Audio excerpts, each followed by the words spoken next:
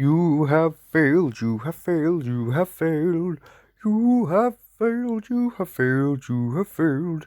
You have failed, do do. You have failed, do do. You have failed, you have failed. Hello, everybody, and welcome back to another episode of You Have Failed with me, Sam Vader, where, as always, we will start off with the announcement that we here at Sigil Arts do, of course, stand with the Black Lives Matter campaign and are working on some things to hopefully show our support and push for more support from other people as much as we can. But we, of course, do stand with the very important and very needed campaign, and will keep drawing attention to it until we get the progress that we believe is needed. Without further ado, we shall get straight into today's episode, where today we're going to start with a bit of tale of the weird weekend I've had. Thursday I went to Go Ape. My hands are still recovering from literally being ripped to shreds on the wires and stuff. Just holding on and stuff. I got like rope burn and wire burn and loads of blisters over my hand, but that was really fun. Friday was my cousin's 17th birthday. Went around there in the evening, had a few drinks. That was nice on Friday. Saturday, my brother had his 13th birthday party with his friends. Got drunk that night as well. Because whatever, I did something else that day, but we'll get to that in a bit. Last night, it was my brother's actual 13th birthday. Got drunk last night as well. Didn't go to bed till about 7 o'clock this morning. Incredibly tired. I also currently have a racing pigeon sitting in my dining room at the moment. That we found, and we are set to release. We'll be releasing it on the day that this episode is being released. So Tuesday morning, we are releasing the racing pigeon so it can find its way back home. I might do a YouTube video on the story of the racing pigeon, if people want that. But yeah, it's currently a racing pigeon in my dining room. I've named him Pedro. It's going to be sad to see him leave. I don't want him to leave, but that's the price you have to pay. Anyway, Saturday, yes, what happened there? So I got very drunk that night, but I did something that day. I went back to the cinema because cinemas have reopened, which means I'm also back at work. So managing 2 podcasts and work is going to be fun, but I don't mind. I'm up for the challenge and I will try my best to get it done, and I'm sure I will. But yeah, cinemas are reopened, and so I decided to go and watch a film on Saturday. But what film, you might ask? There are no new films out at the moment. Well, random listener who definitely didn't ask that question because you really don't care that much, thank you for your question. In fact, there aren't any films out at the moment, new films. So what Cineworld are doing, and I assume many other cinemas across the country, not that I'm promoting one over the other, but I work for Cineworld, so I'm going to promote them. What they're doing, they're showing older films as a way to draw customers in until the influx of new films starts coming out. I think the first one is Tenet on the 24th, 26th of August. So they're showing old films. But Ewan, what film did you go and watch in the cinema, you might ask, that is old? Well, thank you once again, random listener, who definitely didn't ask that question. I went to watch my favourite film of all time, because I went in on Saturday morning for the coronavirus briefing and everything, just to get us back up to scratch and know how we're handling the reopen, which is fine. And on the way past, I just looked at what films were on that day, and I saw it in all its beautiful glory.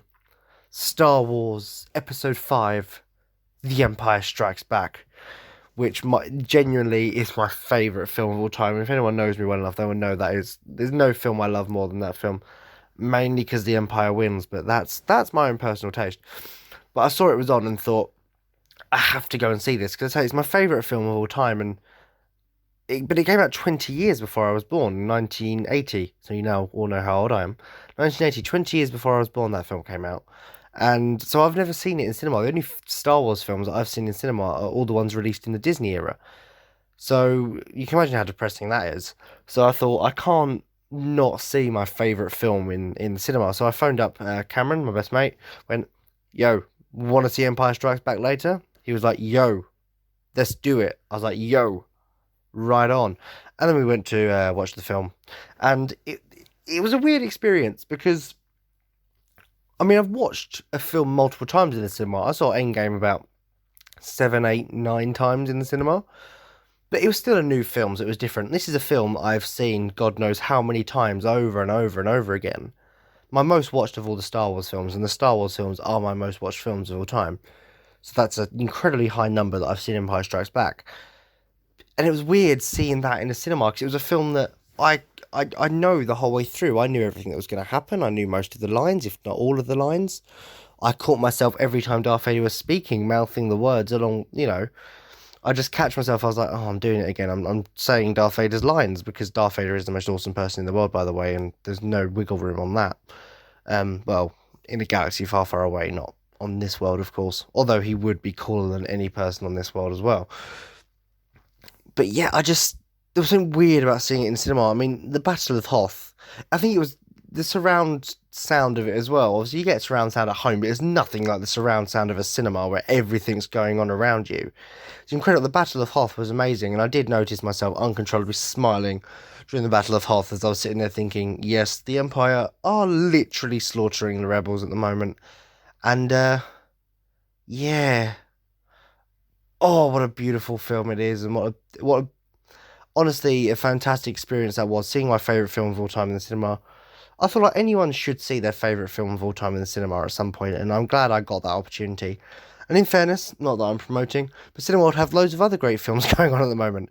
Got Back to the Future trilogy, the Dark Knight trilogy, Onwards Back, Sonic the Hedgehog, The Greatest Showman. That's another film I really like, actually. This is the greatest show. We light up, we won't come down. One can stop. The best song in that film is From Now On. These lies will not be blinded by the lights. From now on, what's waited till tomorrow starts tonight. It starts tonight. Let this promise in me start. Like an anthem in my heart. I'm really sorry for that. I got distracted. I was singing that last night whilst drunk playing Mario Kart at about 3 in the morning. This is the curve I'm grading on at the moment. But you know what? I'm enjoying life. That's all that matters. And watching Empire Strikes Back genuinely in the cinema it's definitely a highlight for my life because, as I say, when most people's favourite film are a film they've experienced growing up or watched in the cinema themselves, and whilst I did experience Empire Strikes Back growing up, that was only the DVD I'd watched with my dad. So being able to see that in the cinema was just incredible. I loved it. I loved every moment. And that shock twist at the end, guys. Who would have thought? By the way, massive spoilers if you've never seen Star Wars.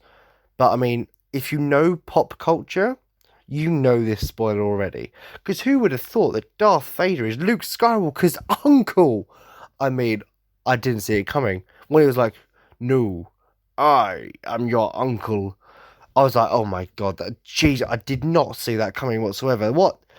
The massive uncle, fucking hell. Uncle Owen was his dad all along. Jesus Christ, that's not. Obi-Wan was his real dad. Gee, no. Whew. Some saucy stuff. But no, I did genuinely love seeing it in the cinema. And I suppose rather than talk about my experience in the cinema, I should discuss whether this film has failed or not. And if anyone here, you know what? I mean, I know this won't be good for the analytics, but I can save everyone listening a lot of time now. If you're in a rush and you're listening to this, the film hasn't failed. It's my favourite film of all time. I can nip it in the bud here. If you're in a rush, go. You've already, I've got the listen. It's the only sort of analytics I look at.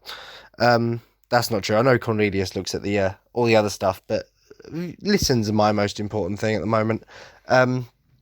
So, honestly, if you're in a rush, go. It hasn't failed.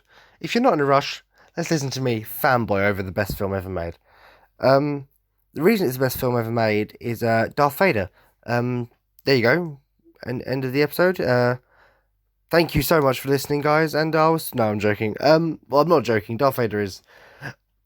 If you think I'm a Kyber fanboy from some of the previous episodes, you've got to realise I'm a much bigger Darth Vader fanboy than I am a Kyber fanboy by hundreds and hundreds of miles. Darth Vader was my idol growing up, probably still is my idol now.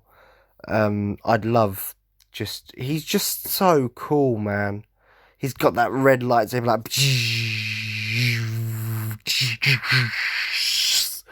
The red lightsaber looks fucking sick. He's got the voice of James Earl Jones, who has one of the best voices ever. Force choke is just the best ability ever. Someone pisses you off and you just literally snap their neck with your mind. That is the best.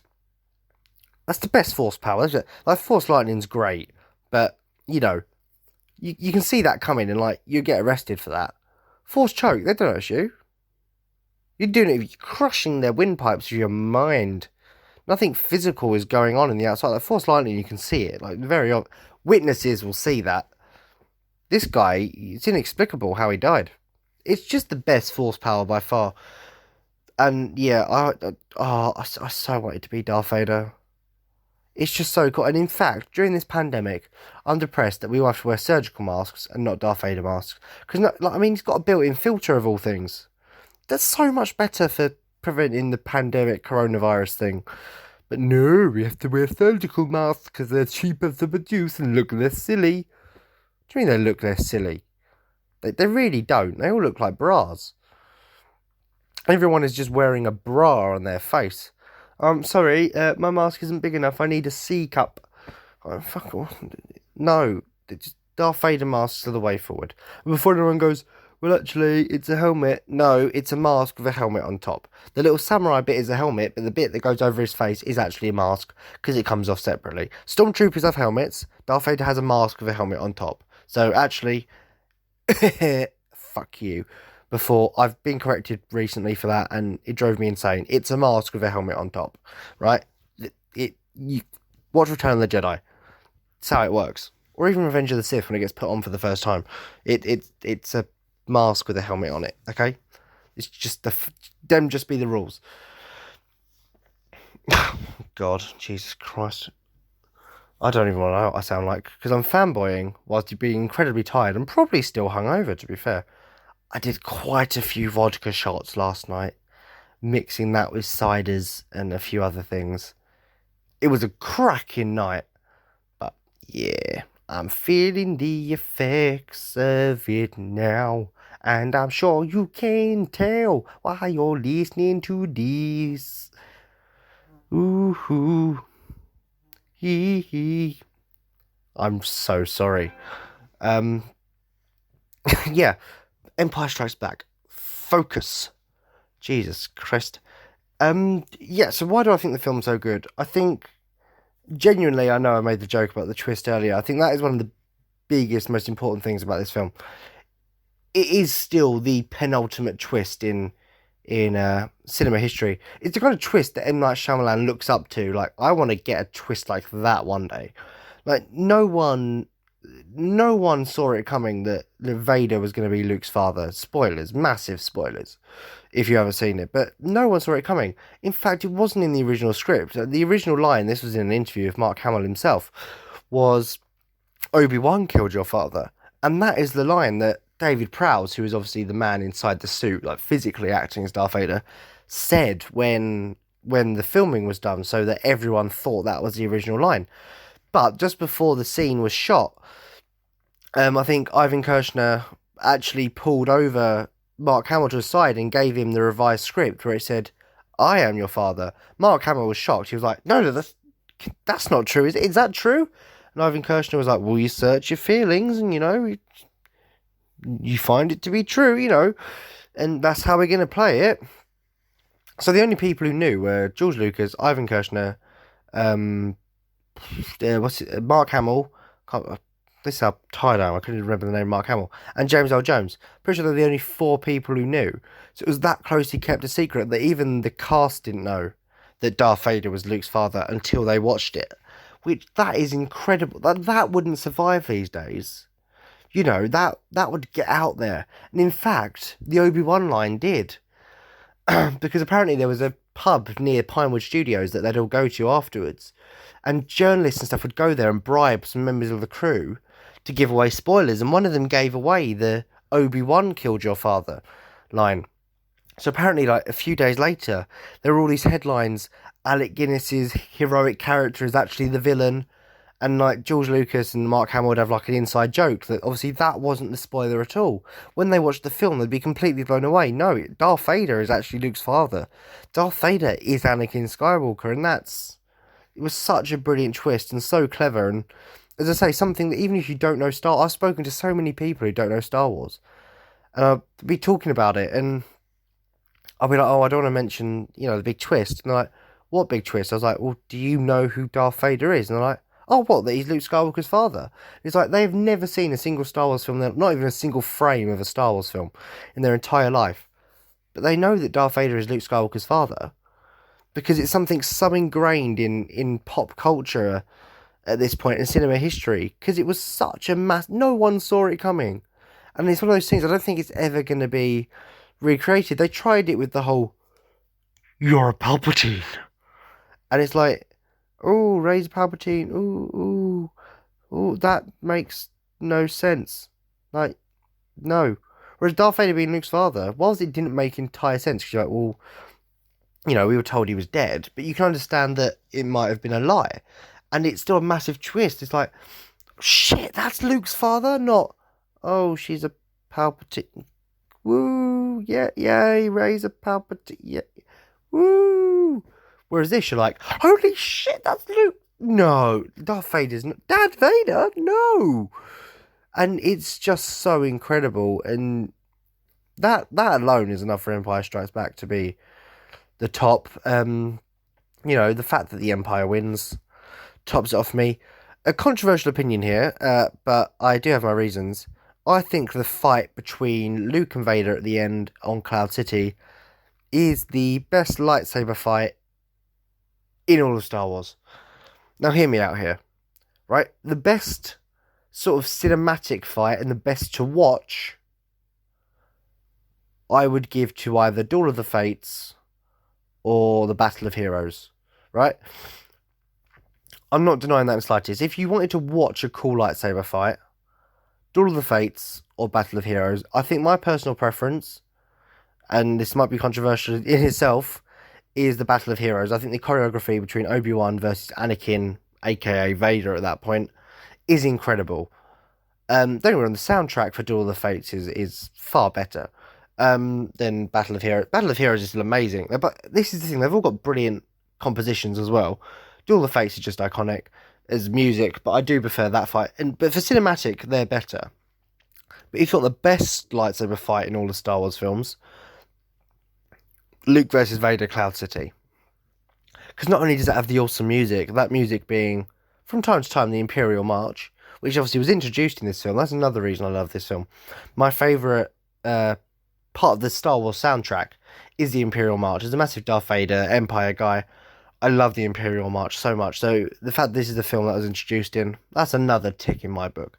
Dun dun dun dun dun dun dun dun dun dun dun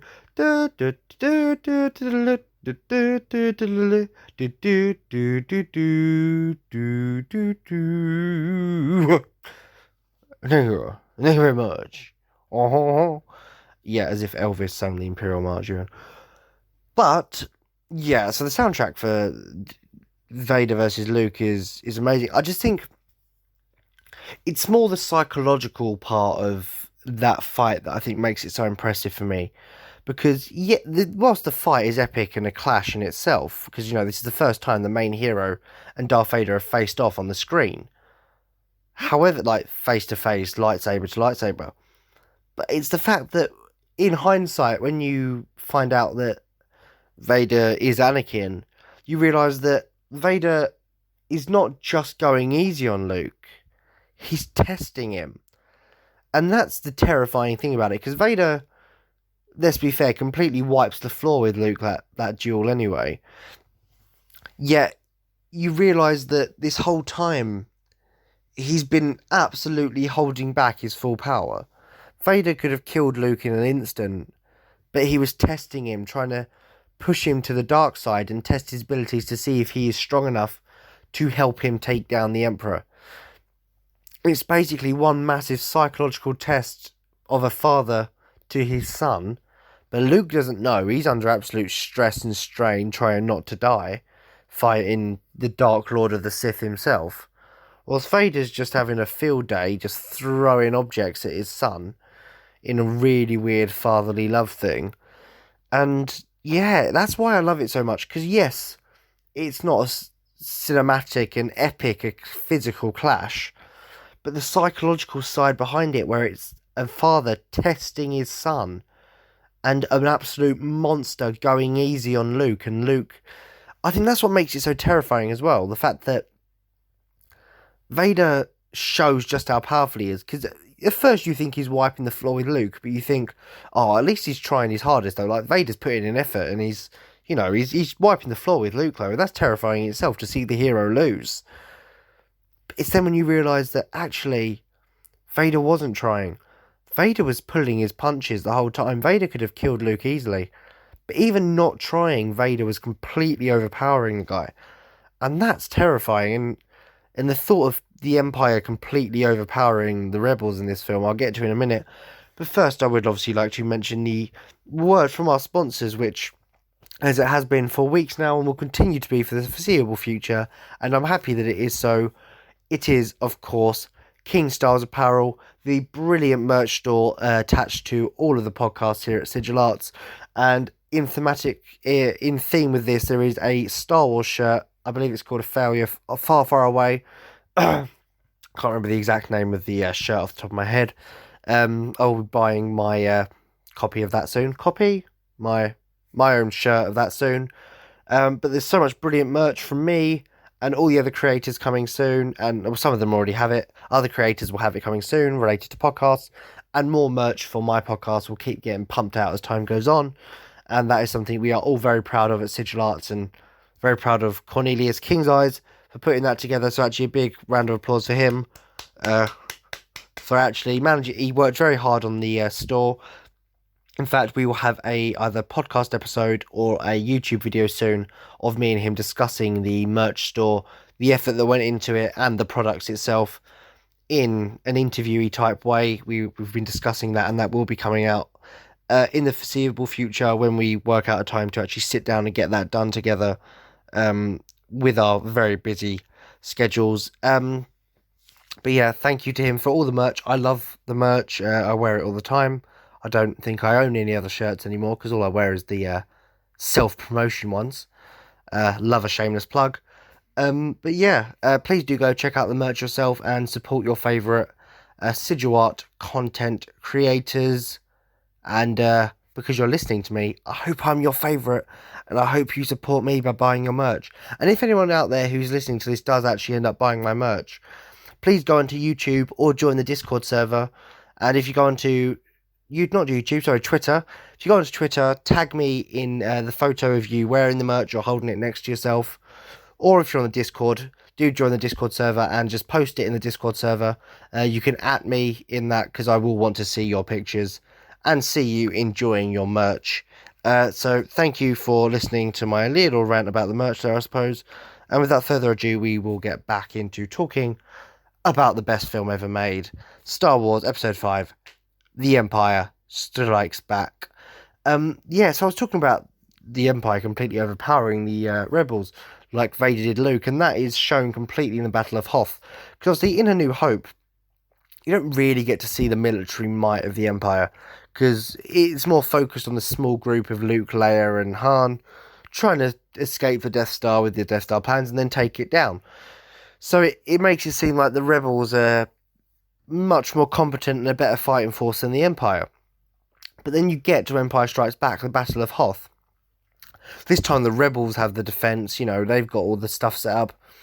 But it's a whitewash. The Empire just completely tread over them. You can't explain how much of an absolute slaughter the Battle of Hoth was. The AT-ATs just destroyed the rebel defences. The stormtroopers tore through the base like it was no man's business. It was literally such a devastating defeat for the rebellion. But I think George Lucas, being the very clever man that he was, he knew that he needed to remind the audience that the Empire are a credible threat. There's a reason this rebellion has been on the run. Because obviously we see in the opening crawls for the first two films that the rebellion sort of on its knees and it's on the run. It's not really winning against the Empire. But then you get to the end of A New Hope, and obviously they've had this massive victory because Luke's come along, who's obviously the New Hope and has the Force. But George Lucas realizes that to keep it going, he needed to show that no, the Empire, there aren't any pushovers. What happened at the Death Star was a one-off thing. So you get to the Battle of Hoth, and it's an absolute slaughter. A slaughter that I smile through the whole way, because being an Empire guy, I love seeing the rebels just get their asses handed to them time after time again. It's another reason Empire Strikes Back is one of my favourite films, because the bad guys don't often get a chance to win in films. Infinity was another example of when that happens. But watching the bad guys just repeatedly in this film walk over the rebels, and I think it was needed, and that's why George Lucas did it. He knew that to make the Empire seem credible across 3 films, they needed to have on-screen wins. It couldn't just be the opening crawl telling you, oh, this happened. It needed to be, right, you're going to see what the Empire can do. Otherwise, we would have lost the threat that the Empire held. In the first film, that first introduction of the Star Destroyer after the opening crawl, that would put kids in awe and make you think, oh shit, they're powerful. But then by the end, the Death Star's destroyed, so a bit of that credibility's gone. You're like, oh. But you go straight into Empire Strikes Back, and the imagery of the Star Destroyer comes back. But then you get the Battle of Hoth, and you're like, no, this isn't someone you mess with. The Empire mean business, and the Rebellion are on their knees. They're not holding up well in this war, and they're not winning this war. The Empire has full control of this conflict. The rebels are holding on by a thread, and that thread, frankly, is Luke Skywalker, Han Solo, Chewbacca, and Princess Leia. Oh, and R2-D2. Oh, I'll put C-3PO in there as well, but R2-D2 is the unsung hero. Speaking of, there's the bit at the end of the film where, so, obviously, they're trying to use the tractor beam to pull in the Millennium Falcon. It's just escaped from Bespin. And obviously, the hyperdrive's still broken. And just as they're about to get them locked on the tractor beam and pull them in, R2 fixes the hyperdrive and the Falcon jumps to light speed and they escape. And that's a brilliant, brilliant, brilliant scene. And there's a bit where Vader sort of looks out the window and looks back and then looks out the window and then starts walking away. And I think I've interpreted the missing ingredient of that scene. I think that most people don't notice. Most people look at that scene and they think, oh, that's just Vader depressed that Luke got away and that his son didn't join him, you know. And like, no, what's really going on in that scene is Darth Vader sitting there thinking, R2, that was you son of a bitch.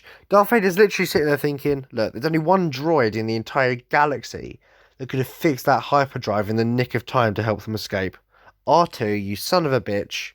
Like, he's literally just sitting there like, look, that's R2. Oh, you old scallywag, you R2. Of course it was you.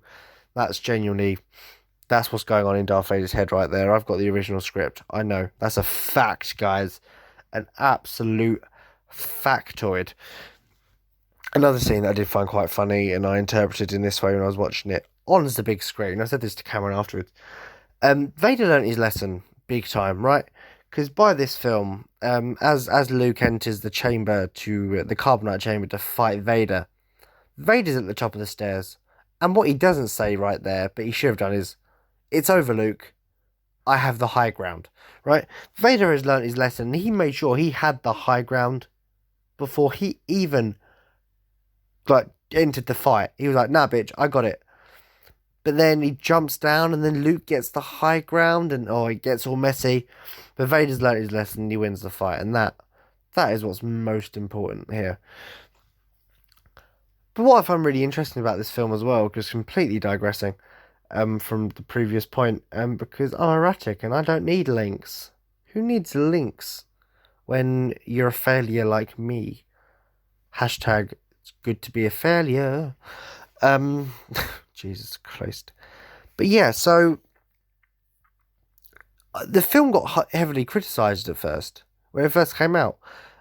Because Ryan Johnson was like, oh yeah, but Empire Strikes Back got criticised, that's why The Last Jedi is going to be... No, The Last Jedi is dog shit. The Empire Strikes Back had a few people that criticised it when it came out, but the majority of people still loved it. So it was incredible. But one of the actual big people who disliked it. It was actually the guy who directed episode 6. We didn't dislike it, but he didn't like some of the ideas. Like, he thought it was stupid that you could hold a lightsaber with one hand, which we all know now is very plausible and very possible. So episode 6 guy was wrong. Because of course you can hold a lightsaber with one hand. It's the hilt is pretty much the only heavy bit because the blade is energy. So yeah, you missed the ball there.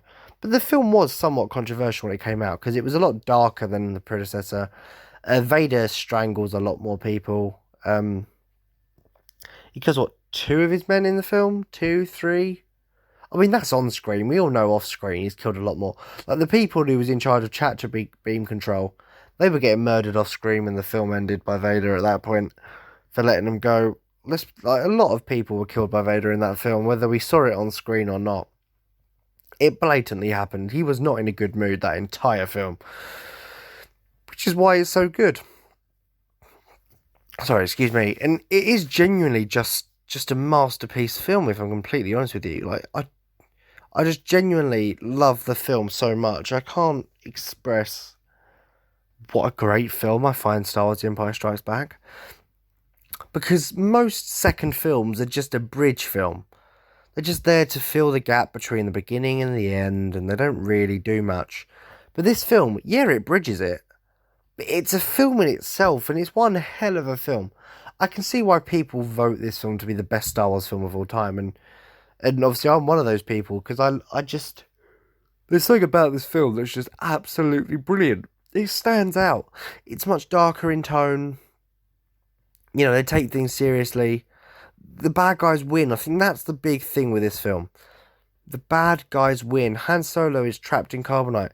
The rebellion is on the run without resources. Luke lost his lightsaber in his hand. You know, the Empire completely just sends the rebels back to square one after the defeat of the Death Star. And they'd done that anyway, because they'd already chased them halfway across the galaxy. And now they were like, no, look, we're going to hammer you even more. And that, I think, especially at the time, was a brave choice by George Lucas. Because obviously now it's a bit more acceptable to have the villain win. You've got Thanos as the big example, sorry. And to an extent, the Joker wins in The Dark Knight, I suppose. Making Batman have to take the fall for Harvey Dent and everything. But for the most part, you stick to the normal story of the good guy always wins, because that's a good message to teach kids, and even as adults, for the most part, we like seeing the good guys win. But there's always a part of us that wants to see the bad guy win from time to time. And that is where films like Empire Strikes Back comes in. It appeals to us because it's different, and it's sort of satisfying every now and again to be shocked by the fact that, shit, the guys we're meant to be rooting for just lost. Not that I root for the rebellion, of course. I'm a pro-Empire guy the whole way. I'm cheering for the Empire the whole way through the saga, and the fact they got defeated, I think, was well, I mean, it's absolute plot armor, let's be fair. But yeah, George Lucas was a genius in general, George Lucas was a genius. I can't praise the guy enough for what he came up with and the worlds and the galaxy that he crafted. But for having the guts to go in and go, you know what? I'm going to have what is essentially Hitler in my universe be the dad of the main character. I'm going to have that guy choke 2 guys on screen in the film, probably multiple guys off screen. I'm going to potentially kill off one of my main characters by freezing him in carbonite. And I'm going to have the main protagonist lose his weapon in his hand in a fight to the bad guy. And also have the good guy team be completely destroyed on the run and running out of people and resources by the end of the film. Have them literally clutching at straws. Like, how brave do you have to be to go, no, literally, I'm going to take my good guys and rip them apart to the point where they won't have much chance. Which, yes, obviously in the end makes their victory so much more, I want to say the word satisfying, but I don't find it satisfying. I find it demoralising that the Empire loses overall. But I suppose for normal people, it makes it more satisfying when they win and eventually save Han Solo and Luke gets his green lightsaber, which, by the way, is his coolest lightsaber. Because that blue one belonged to Anakin, not Rey. It's not Rey's lightsaber. never will be. On Google, it says it's Rey's lightsaber. I'm not happy about that. It's Anakin's. It was buried in sand in The Rise of Skywalker. It's very disrespectful. You can see Anakin screaming from beyond the grave. And yeah, Anakin Skywalker. That's his lightsaber. And he's also Darth Vader. Ooh. There's just so much about the film, and I think it is the penultimate Star Wars film. And I know not everyone disagrees. Some people think Revenge of the Sith is the best film, and Revenge of the Sith is a very good film. And in reality, you could argue that any Star Wars film is the best Star Wars film. I might not disagree. I might not agree with you. In fact, if you say any film other than Empire Strikes Back, obviously I will disagree because I think Empire Strikes Back is. I might, however, see your argument as more valid. Like, if you were to tell me you thought A New Hope was the best Star Wars film, I'd understand it, right? There's only one Star Wars film that if you said it was the best one, I completely wouldn't understand. And that is The Last Jedi. Even The Rise of Skywalker, if you said it was the best one, I'd give you a weird look, but, you know, it's got some good parts to it. The Last Jedi is the one that I just really don't like, as I'm sure you gathered from previous podcast episode. However, if that's your opinion, that's your opinion. I've got nothing against anyone else liking it. I just can't stand it. But Empire Strikes Back for me is a film that genuinely invokes so much joy in me every time I watch it. Yes, maybe that's weird because maybe you're not meant to support the Empire. But at the end of the day, it's a film. Right, I don't support fascism in real life. I just like the Empire, probably because I like Darth Vader so much. I think that's probably the only reason. Then again, I think Stormtroopers look cool, TIE Fighters are awesome, and Star Destroyers are fucking sick. The red lightsaber helps, to be fair, as well. So, you know, it's a film that, yes, it's made for children. But this is one of the most mature ones, I think, as well as Rogue One. Rogue One is probably my second favourite Star Wars film. And I just love it. There's something about it that's magical to me. And I think that's something that you guys listening to this, you might not relate to that? Is that the best way to put it? You might not relate because you might not have that magic associated with this film. You might not like the films and think it's the best, and that's okay. You might not like the films and not care what one's the best. That's fine too. Genuinely, that's all good. And I completely understand that a lot of what I talk about is coming from a place in my heart, you know, from certain attachments I've got to certain characters or films. But this one more than most, I feel like it might be harder to relate to because I just have an attachment to this film that I don't even know where it started.